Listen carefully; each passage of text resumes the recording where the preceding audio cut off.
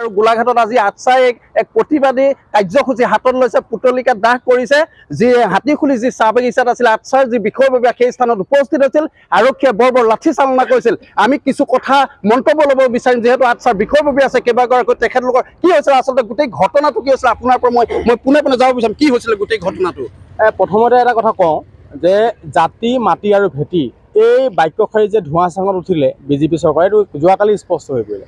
চাওক, সাধাৰণ মানুহক, খাটি খোৱা মানুহক আৰু চাহ শ্ৰমিক ৰাইজক প্ৰটেকশ্যন দিব নোৱাৰা, সুৰক্ষা দিব নোৱাৰা এখন চৰকাৰ বিজেপি চৰকাৰ, আৰু সেই চৰকাৰখনে বণিক গোষ্ঠীৰ যি আচলতে পঞ্চতাৰকা হোটেল নিৰ্মাণৰ কাৰণে বণিক গোষ্ঠীৰ ওচৰত যি মাটি আচলতে মৰম জাগিছে তেখেতলোকৰ, এই বস্তুটো আচলতে এটা কথা স্পষ্ট হৈ পৰিছে। বিজেপি চৰকাৰখনৰ যিটো নীতি, যে চাহ শ্ৰমিকৰ বা সাধাৰণ ৰাইজৰ ওপৰত যি নীতি অৱলম্বন কৰিছে, যি হিটলাৰী নীতি অৱলম্বন কৰিছে, তাৰ কিন্তু ফল ভুগিব লাগিব, স্পষ্ট কথা।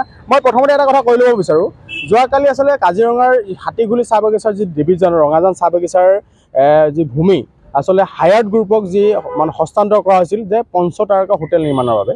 এই পঞ্চতাৰকা হোটেল নিৰ্মাণৰ বা যি ব্যৱস্থা কৰা হৈছিল, এই ব্যৱস্থা যিসকল সেই ভূমিডোখৰ, যিসমূহ চাহ শ্ৰমিকৰ যিসকল লোকৰ সেই মাটিডোখৰ শ বছৰ ধৰি ভোগ দখল কৰিছে, মাটি পট্টা আছে তেখেতলোকৰ, সেই মানুহখিনিৰ লগত কোনো আলোচনা নকৰাকৈ, সেই জনগোষ্ঠীৰ মানুহখিনিৰ কোনো হিয়াৰিং নকৰাকৈ কিন্তু বণিক গোষ্ঠীক প্ৰশাসনৰ মানুহ লগাই, পুলিচ মিলিটাৰী লগাই তাত কাটাতাৰ লগোৱাৰ ব্যৱস্থা কৰাইছে। মানুহে তাত খেতি কৰিব যাব নোৱাৰে নিজৰ মাটিলে।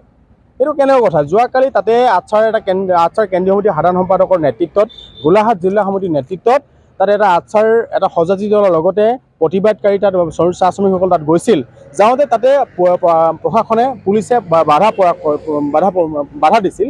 সেই সময়তে যি দেখিলোঁ, গোলাঘাটৰ এজন আচলতে বিষয়া, পুলিচ বিষয়া আৰু বোকাখাটৰ যি অ'চি, বোকাখাট সদৰ অ'চি, তেখেতৰ মানে আটছা কেন্দ্ৰীয় নেতৃবৰ্গ আৰু চাহ শ্ৰমিকৰ যি বৰ্বৰভাৱে প্ৰহাৰ কৰিলে, মানে আচলতে যি আঘাত কৰিলে, আচলতে এতিয়া চিকিৎসাধীন হৈ আছে। এইটো আচলতে দুখজনক কথা, আমি তীব্ৰ ভাষাৰে গৰিহণা জনাইছোঁ। ইয়াৰ ফল কিন্তু মুখ্যমন্ত্ৰী, গৃহমন্ত্ৰী দায়িত্বত থকা মুখ্যমন্ত্ৰীয়ে ফল ভুগিব লাগিব, এইটো স্পষ্ট কথা। তাত প্ৰতিবাদকাৰীসকলে কোনো লাঠি জোং দা কথা লৈ যোৱা নাছিল। তাত প্ৰতিবাদকাৰীসকলে নিজৰ অধিকাৰৰ বাবে মাত মাতিবলৈ গৈছিল, তাৰ নিজৰ অধিকাৰ দাবী সাব্যস্ত কৰিবলৈ তাত যোৱা হৈছিল গণতান্ত্ৰিক প্ৰক্ৰিয়াৰ মাজে। গণতান্ত্ৰিকভাৱে যোৱা এই প্ৰতিবাদকাৰীসকলক আটছাৰ কেন্দ্ৰীয় সমিতিৰ সাধাৰণ সম্পাদক শ্ৰদ্ধা জগদীশ বৰাক ডাঙৰীয়া, কেন্দ্ৰীয় সমিতিৰ সাংগঠনিক সম্পাদক অনিত গড় ডাঙৰীয়া, জিলা সমিতিৰ সম্পাদক সুশীল কালিন্দী ডাঙৰীয়াকে প্ৰমুখ কৰি যি আটছাৰ কৰ্মকৰ্তাসকলক বৰ্বৰভাৱে প্ৰহাৰ কৰিলে, আঘাত কৰিলে, গুৰুত্বভাৱে আঘাত কৰিলে, আমি তীব্ৰভাৱে গৰিহণা নিন্দা জনোৱাৰ লগতে আমি ডিজিপি মহোদয়ক আৰু গৃহমন্ত্ৰী মহোদয়ক আমি দাবী জনাইছোঁ যে তৎকালীনভাৱে এই বিষয়াকেইজনক তৎকালীনভাৱে মানে প্ৰযোজ্য হোৱাকৈ নিলম্বন কৰক, অন্যথা কিন্তু আটছাই মনে মনে বহি থাকিব, সহ্য নকৰোঁ। পৰৱৰ্তী সময়ত বিভিন্ন ধৰণৰ কাৰ্যসূচী হ'ব। আৰু মূল কথাটো হৈছে যে কোনো কাৰণত চাহ শ্ৰমিকৰ মাটি কোনো বণিক গোষ্ঠীক দিয়া নহ'ব। এইটো আটছাৰ স্পষ্ট কথা, এই চাহ জনগোষ্ঠীৰ ৰাইজৰ স্পষ্ট কথা যে বণিক গোষ্ঠীক দিয়াৰ যিটো দৰত বিজেপি চৰকাৰ বণিক গোষ্ঠীৰ লগত যি মৰম চেনেহ, সেইটো বিজেপি চৰকাৰৰ লগত থাকক। ইয়াত পঞ্চতাৰকা হোটেল হওক, বিভিন্ন অনুষ্ঠান প্ৰতিষ্ঠান হওক, কিন্তু খাটি খোৱা শ্ৰমিকৰ মাটি কাঢ়ি, ভূমি কাঢ়ি পানি আচলতে পঞ্চতাৰকা হোটেল আমাক প্ৰয়োজন নাই। যিবোৰ মানুহে আচলতে আজি আমি এটা বস্তু দেখিলোঁ যে বোকাখাট সমষ্টিৰ বিধায়ক অতুল বৰাই নীৰৱ ভূমিকা লৈছে, ৰহস্যজনক ভূমিকা। তেখেত কেবিনেট মন্ত্ৰী হয়, কৃষি মন্ত্ৰী হয়, তেখেতৰ সমষ্টিতে এনেকুৱা ডাঙৰ এটা ঘটনা ঘটিছে, তাক লৈ আচলতে বোকাখাটৰ বিধায়ক অতুল বৰাৰ যিটো ভূমিকা, পুতৌ লগা ভূমিকা। এজিপিৰ সভাপতি আৰু বিজেপিৰ মিত্ৰজোঁটৰ চৰকাৰৰ কেবিনেট মন্ত্ৰী, এই মন্ত্ৰীজনৰ নিজৰ সমষ্টিত এটা ঘটনা হৈছে, তাৰ ভূমিকা পুতৌৰ লগত এটা ঘটনা, পুতৌজনক এটা ঘটনা। এই ঘটনা আমি গৰিহণা জনাইছোঁ। আৰু তেখেতে যদি এই সময়তে ব্যৱস্থা নলয়, কিন্তু পৰৱৰ্তী সময়ত যে বোকাখাট সমষ্টিৰ ৰাইজে অতুল বৰাক উত্তৰ দিব আৰু অসমৰ জনগণে যে বিজেপিক যে প্ৰত্যুত্তৰ দিব, এই কথাটো কিন্তু স্পষ্ট। আপোনালোকৰ নেতা তাত যিহেতু প্ৰহাৰ কৰাৰ পিছত কিবা কাৰ্যসূচী আপোনালোকে হাতত লৈছে নে বা এনেকুৱা ধৰণৰ? আজিতো আমি যোৱাকালি যি ঘটনা হ'ল, এই যোৱাকালি আমাৰ আটছাৰ কেন্দ্ৰীয় নেতৃবৰ্গৰ ওপৰত যি বৰ্বৰভাৱে প্ৰহাৰ কৰা হ'ল আৰু প্ৰতিবাদকাৰীৰ ওপৰত যি প্ৰহাৰ কৰা হ'ল, তাৰ প্ৰতিবাদত আজি আমি গৃহমন্ত্ৰী তথা মুখ্যমন্ত্ৰী পুতলিকা দাহ আমি গোলাঘাট মাছ মজিয়াত গৈছোঁ। গোলাঘাটৰ বিভিন্ন প্ৰান্ত আজি কৰা হৈছে। পৰৱৰ্তী সময়তো কাৰ্যসূচী লোৱা হ'ব। আমি কেন্দ্ৰীয় নেতৃবৰ্গৰ সিদ্ধান্তৰ বাবে আমি অপেক্ষাত আছোঁ। হয়, মই আৰু এজন সৈতে আপোনাৰ সৈতে মই আহিছোঁ, যিহেতু আপুনি ইয়াৰ ওতঃপ্ৰোতভাৱে আটছাৰ লগত জড়িত হৈ আছে।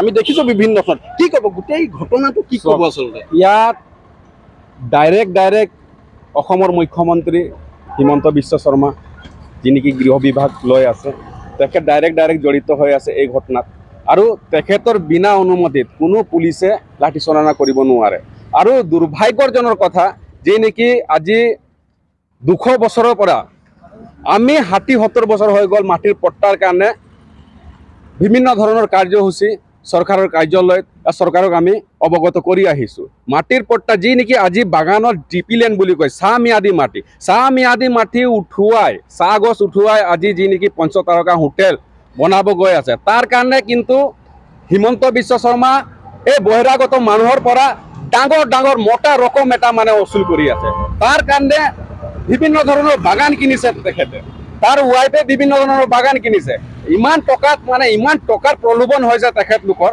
কিন্তু আজি তাৰিখত কিন্তু তেখেতলোকে গম পোৱাটা উচিত আছে যে অনাগত 26 চনত চাহ জনগোষ্ঠীৰ মানুহে তাৰ প্ৰত্যুত্তৰ দিবৰ কাৰণে ইতিমধ্যে সাজু হৈ আছে আৰু বিশেষকৈ কেন্দ্ৰীয় সাধাৰণ সম্পাদক কাৰ্যসূচীত উপস্থিত আছিলে তেখেতলোকে ক'ত অধিকাৰ পালে চাহ জনগোষ্ঠীৰ একটা মূল বিষয়ববীয়া মানুহক হাত লগাবৰ কাৰণে তাৰ কাৰণে আমি দৰকাৰ হ'লে নেশ্যনেল হাইৱে ব্লকেট কৰিম আৰু তাৰ প্ৰত্যুত্তৰ আমি দিম আৰু অনাগত 26 চনত তাৰ প্ৰত্যুত্তৰ হয় নিশ্চিতভাৱে ক'ব লাগিব তেওঁলোকৰ যি জনগোষ্ঠী আচলতে আচ্ছাৰ বিষয়ববীয়াক তেওঁলোকে যি প্ৰহাৰ কৰিছে আৰক্ষী প্ৰহাৰ কৰিছে আৰু এটা কথা নিশ্চিতভাৱে প্ৰতিবাদস্থলীৰ পৰা গম পোৱা গৈছে যে 2026ৰ যি বিধানসভা নিৰ্বাচনত অতুল বৰাই ইতিমধ্যে নীৰৱ ভূমিকা পালন কৰিছে বুলি তেওঁলোকে আচ্ছাই বিষয়ববীয়া আমাক জানিবলৈ দিছে আৰু আহি থকা দিনত যে কৃষিমন্ত্ৰী অতুল বৰাৰ বিৰুদ্ধে যে তেওঁলোকে জংগী আন্দোলনৰ কাৰ্যসূচী ল'ব এয়া কিন্তু সত্য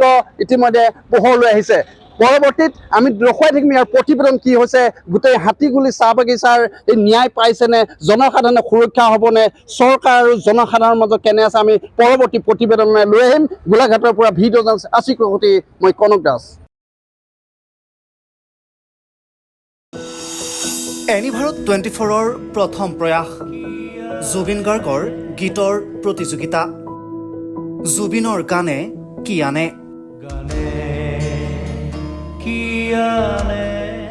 অডিশ্যনৰ বাবে যোগাযোগ কৰক 8638661821 আৰু 8812831556 নম্বৰত এনি ভাৰত 24 উদ্যোগত এটা নতুন সংগীতৰ প্ৰতিযোগিতা আয়োজন কৰা হৈছে য'ত মোৰ গানৰ প্ৰতিযোগিতা হ'ব আপোনালোকে তাত প্ৰতিযোগী হিচাপে আহিবলৈ পাৰিব আৰু মোৰ ফালৰ পৰা আন্তৰিক শুভকামনা জনাইছোঁ আৰু অনুষ্ঠানটোৰ নাম হৈছে গানে কি আনে সকলোকে মৰম জনাইছোঁ সকলোৱে আহক ইয়াত অংশগ্ৰহণ কৰক thank you very much love U